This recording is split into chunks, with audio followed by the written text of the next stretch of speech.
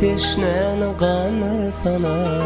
Posa bere levlerinden karavulun evi dilber. Aylanayın boynundan men teşnen kanır sana.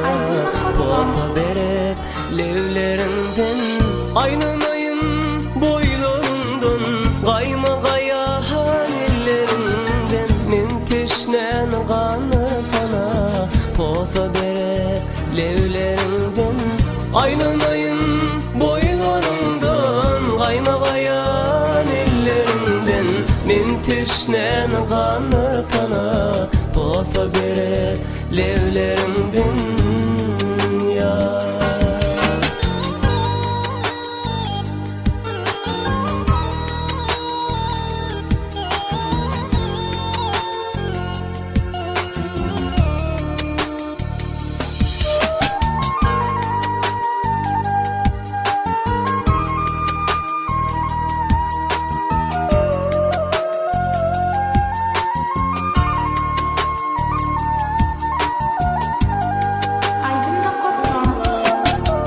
Oturup kıyıp senin bile akçelerin alsam mele. Kaçan yeter maksadı kocaklap kıyıp dillerinden. Oturup kıyıp senin bile akçelerin alsam mele. Kaçan yeter maksadı kocaklap kıyıp dillerinden. Aylanayın boylarından kayma kayahan ellerinden men teşnen kanır sana.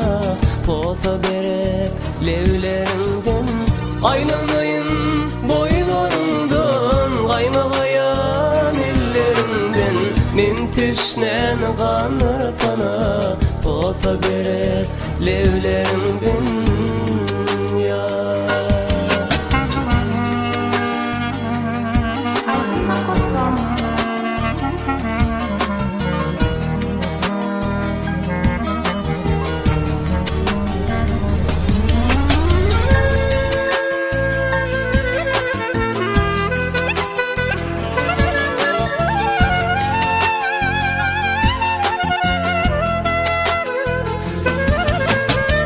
Aylanayın boylarından kayma kayan ellerinden men teşnen kanır sana. Posa bere levlerinden aylanayın boylarından kayma kayan ellerinden men teşnen kanır sana.